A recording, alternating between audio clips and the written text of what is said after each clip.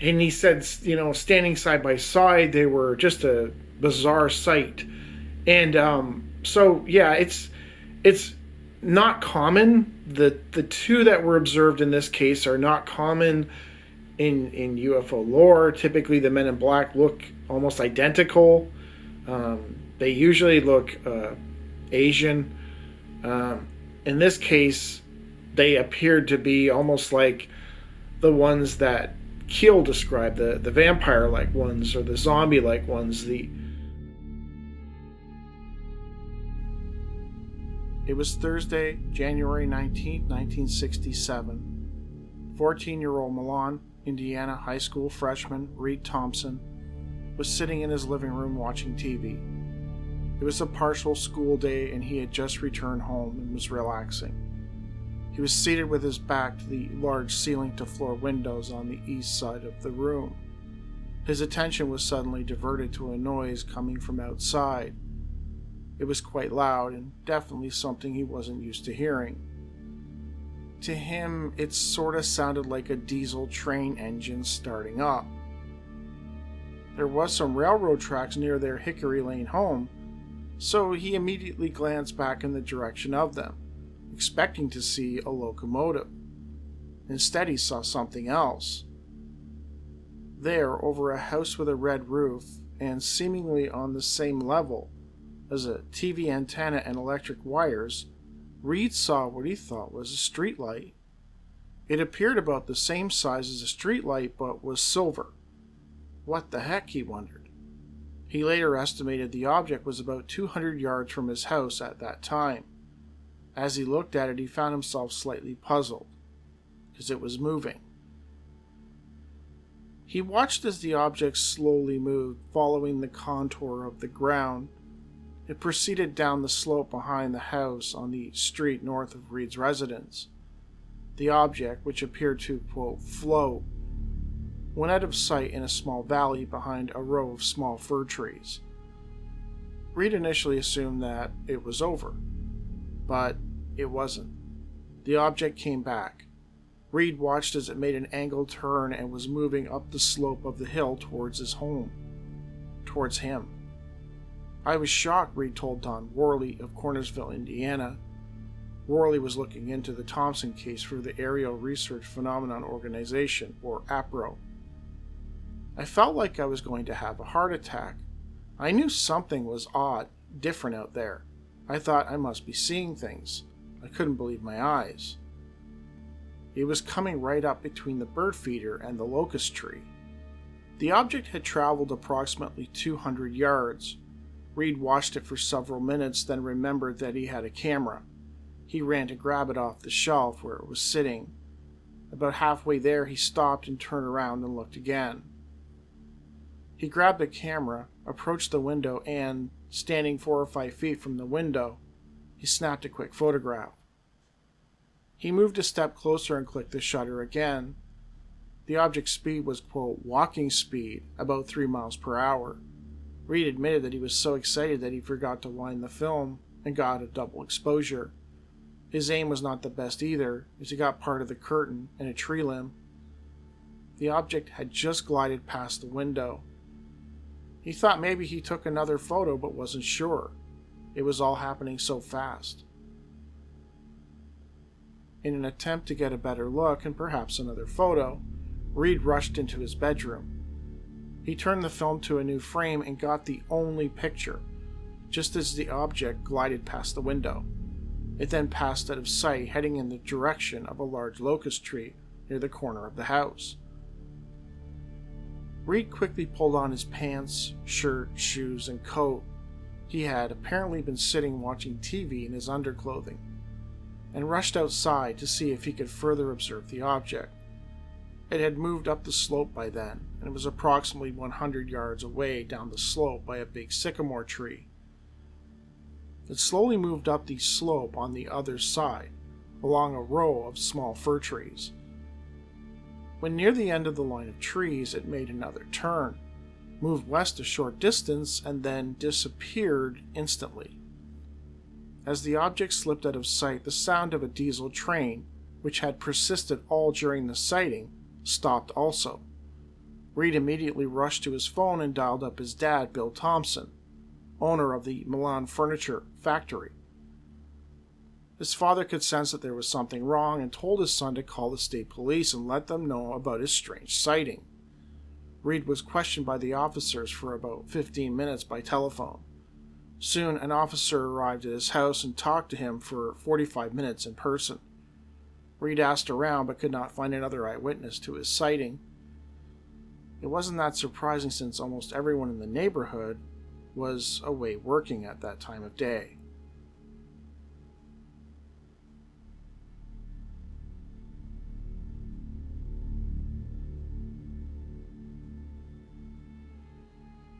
In the days and weeks after Reed's sighting, the Thompson family was visited by a slew of people, including UFO investigators and government officials. Frank Edwards, a prominent author of numerous books related to strange phenomena, spoke to Reed in person at his home. He would eventually write of the case in his book, Flying Saucers Here and Now. APRO had gotten wind of the case after a man called their headquarters. Don Worley, an investigator out of Cornersville, Indiana, took the lead on the case. He, along with 3 other investigators, traveled to Reed's home and spent a considerable amount of time investigating it, talking to the family and others in the area. Don Worley eventually wrote a detailed 5-page report, a summary of which was published in the January-February 1967 edition of the APRO Bulletin. The one thing that stood out for everyone was that there was a photo.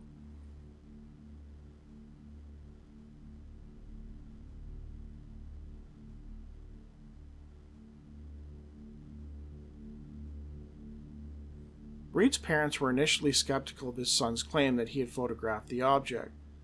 They were amazed when the photo was developed and the object was indeed captured.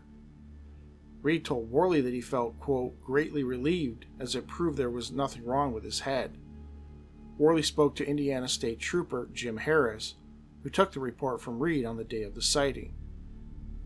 Harris returned to the Thompson home after the photo was developed and spent a, quote, considerable amount of time with Reed and his parents.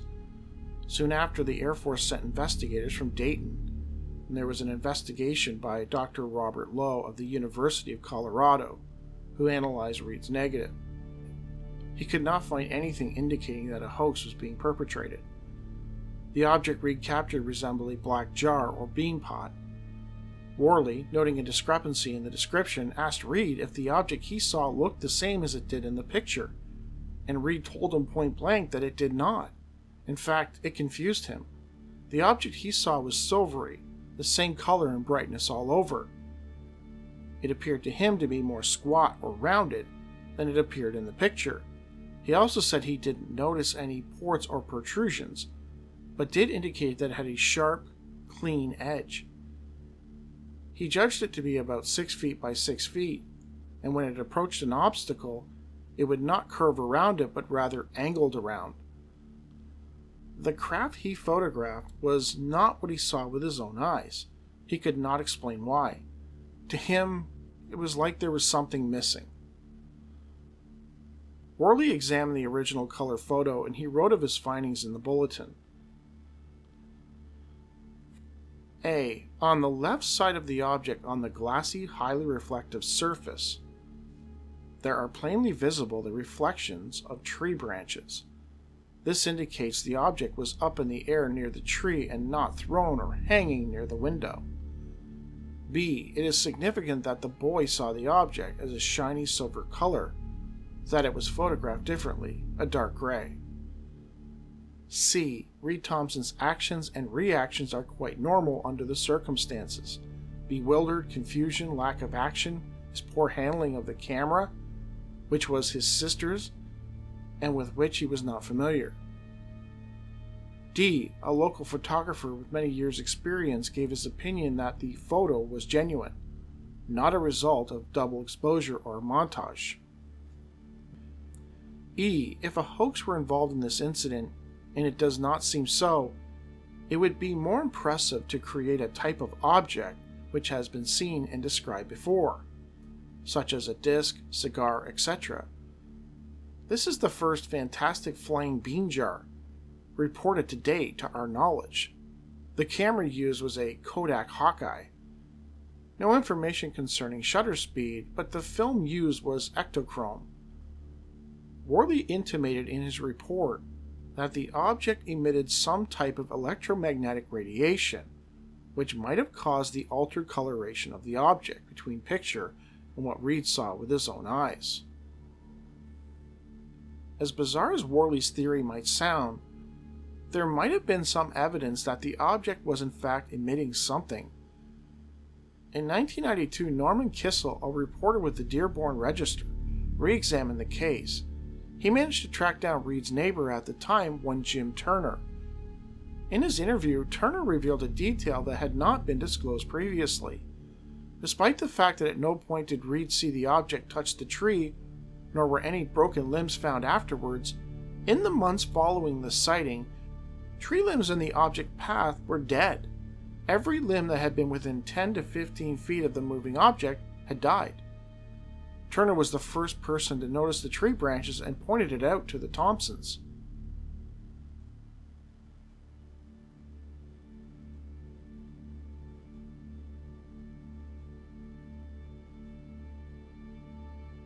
When Worley inquired about using the photo for his APRO Bulletin write-up, he was met with resistance from Reed's father. It was the first time during the investigation that he was met with any kind of pushback from the family. Mr. Thompson indicated that he was hoping to sell it to a major publication, like Time Life, for a large sum of money. He indicated to Worley that he could use the money to help his family, and he felt that by handing off the picture to be published in a UFO magazine would hurt their credibility. APRO commissioned staff artist Richard Beale to do a drawing based on Worley's description and sketches. At the time of publishing his piece in the Bulletin, no large group had accepted it. Both Time Life and Dell Publications turned them down. Worley speculated that it was because the object photographed by Reed did not resemble anything previously cited or described. Worley would remain close with Reed and his family, checking in on them every few months. Eventually, Reed would release a black and white copy of the photo to Don Worley.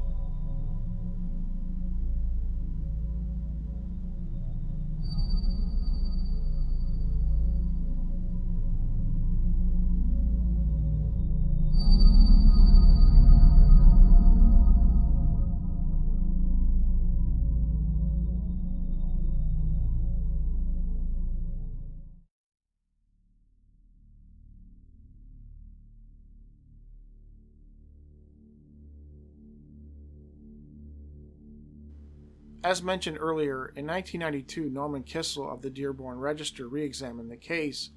He managed to track down Reed Thompson as well as some of his friends and neighbors. He also spoke to Don Worley. He discovered that two girls in Dillsboro, about a 12-minute drive from Reed's home, on the very same day, observed a craft similar to the one cited by Reed. Kissell also discovered that there had been another sighting at Corydon in Bedford, Indiana. Reed had personally read the reports in the Indianapolis Star the day after his sighting, so he remembered it. Marcus Loth of UFOinsight.com also thought the Reed's case might have been connected to a 1963 sighting in Homer, Indiana. It involved a young girl and her family who watched a UFO land in a barn lot near their home. He noted how similar the craft seemed to be to the one photographed by Reed. Reed's sighting, as it turned out, was part of a larger wave that happened in Indiana that year. NICAP investigator Francis Ridge provided a detailed listing of the sightings for inclusion in an article that he had written.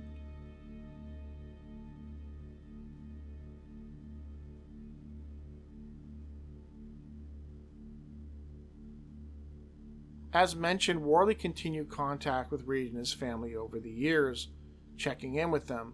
They became like old friends. Worley, who has since passed away, suspected that something else might have occurred during Reed's encounter.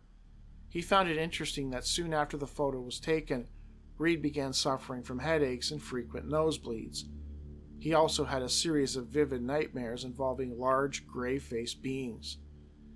He would occasionally find strange marks on his body that he couldn't determine the origin of.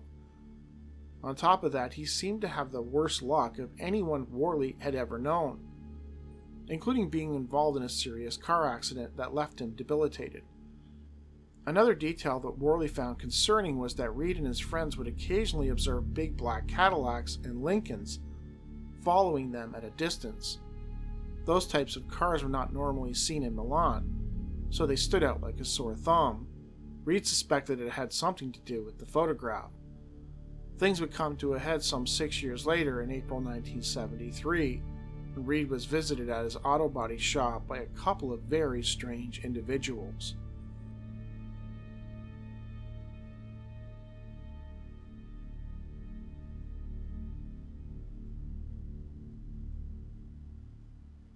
It was a warm day in April 1973. Reed Thompson was getting ready to close up his auto parts store, which was located on Franklin Street in Milan. Two, quote, incredibly weird individuals entered the store. Right away, Reed felt something was wrong. This was confirmed when his 100-plus pound German Shepherd, Queen, a fiercely protective dog, immediately turned and scampered away. She hid in a corner and rolled herself into a ball, trembling and whimpering. At this point, I knew we were in trouble, he told Kissell. Reed noted that one was male, very thin, wearing a hat, and was extremely tall. He estimated that he was probably 7 feet tall. It was such that he had to duck to enter the shop's door. This was the first thing that drew Reed's attention. He could not recall encountering someone so tall before. By contrast, the man's partner appeared to be abnormally short, under 5 feet. Standing side by side, they were a strange sight. The shorter one appeared to be female, with a thin body and long hair. In spite of the warm weather, both wore heavy gloves and dark tan jumpsuits. Aside from their face, they had no other exposed skin. Their faces were flesh-colored but appeared not to be human faces, more like plastic skin. Kissell would refer to these figures as, quote, plastic facers in his article, and it stuck. In an odd monotone voice devoid of any inflection, the tall one said to Reed, "On January 19th, 1967, at 4 minutes until 3 o'clock p.m. Eastern Standard Time, did you see something unusual?" To Reed, it seemed more like a statement than a question. Reed replied, "I've been so busy today that I can't even remember what I saw yesterday at 3 o'clock. Without a moment's hesitation, the tall man fired back to Reed in a sharper voice the exact same question, still speaking in an unemotional monotone. At that time, it dawned on Reed what he was talking about. The photo. "Yes, I did," he answered. The tall man wanted Reed to describe what he saw that day. Reed decided to play along, telling them of how he had observed the strange craft pass by the window. "Did you take a photograph?" he asked. Reed replied bluntly, "Yes." In a commanding tone, the tall man said, "I must have the photograph and negative now." His forceful, disconcerting tone burned into Reed's mind. Reed flatly denied, "No, I'm not going to give them to you." Reed and the tall man proceeded to get into a fairly loud argument. Reed was a stubborn man, and he was not going to back down, regardless of how odd it was. Kraft, a friend of Reed's who worked with him at the garage, could not believe what he was seeing and hearing. Reed then informed the tall man that he kept the photo and the negatives at a bank vault, and the banks were closed. The tall man responded, "That does not matter. It will be no problem. We will go get it." The shorter one chimed in, adding, "Yes, we will go get it." Kraft found the whole situation somewhat humorous. He decided to go outside, brushing up against one of them as he did. He slipped out briefly, taking notice of their car, which was parked outside.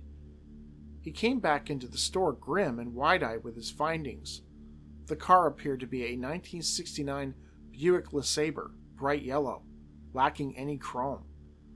Though it wasn't a normal car, it was a shell. Through the tinted windows, he could see that it had no interior, no seats, no steering wheel, nothing at all. Kraft began to feel the whole thing was getting too weird, and he eventually showed himself out for good. Alone with the two figures, Reed became agitated and finally told them once and for all that they could not have the picture or negative, that he was closing up for the day, goodbye, and would they please leave. In a really strange turn, Reed did not wait for them to leave. He walked out and shut the door, leaving them inside the store while he headed for his truck. When he returned later, he found out the door had been locked, but Kraft insisted that he had not returned afterwards, so Reed assumed that the two weirdos must have actually locked up. Reed got into his pickup truck and headed to an auto body shop in Versailles. Hoping that they wouldn't follow, he took the back roads and drove faster than usual.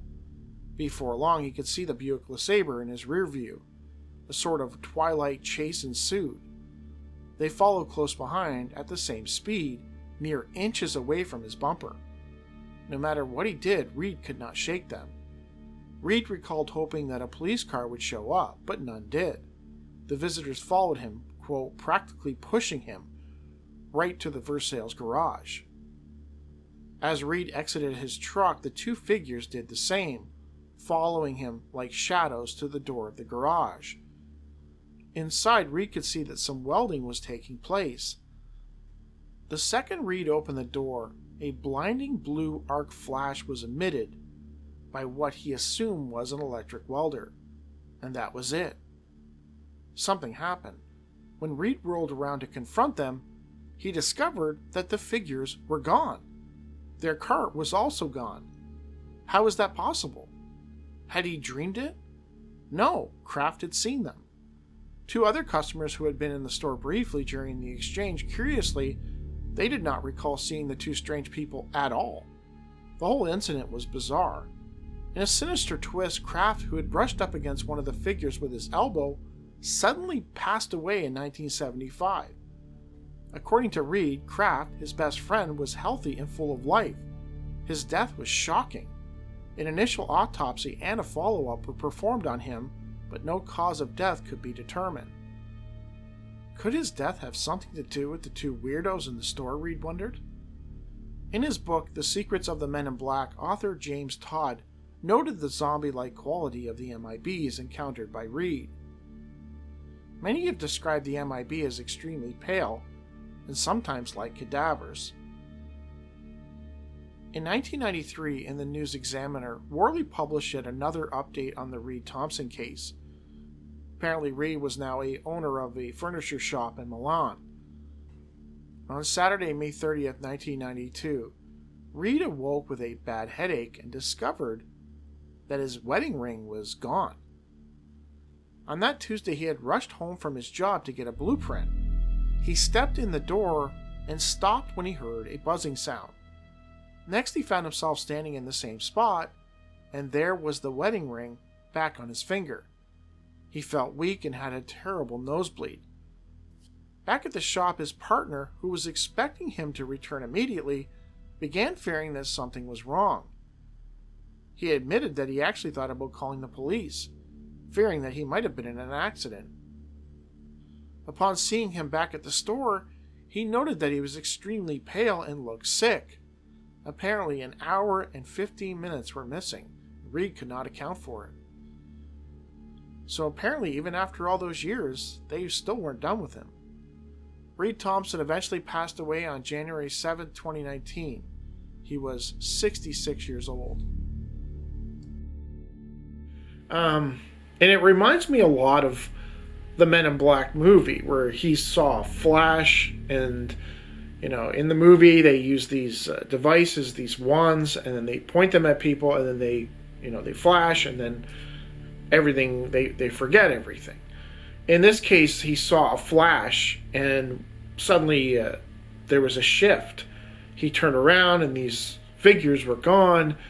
The car was gone. So obviously there was something that happened after the flash, and he just had no memory of it. So yeah, it does kind of remind me of the movie. One of the things I found so strange about this case is that Reed said that what he saw with his own eyes wasn't what he photographed. And that discrepancy is glaring. And if you're going to hoax something or make something up, you're going to try to keep your story as clean as possible. So if you're going to try to pass off a picture, when you're describing what you saw when you took the picture, it's probably going to match up pretty well. In this case, he was saying, straight out, like, what I saw wasn't what I photographed. It was different. So to me, that's like an indicator that he probably wasn't hoaxing this, and that he was. It sounded like he was just as confused as everyone else about why what he saw differed from the image.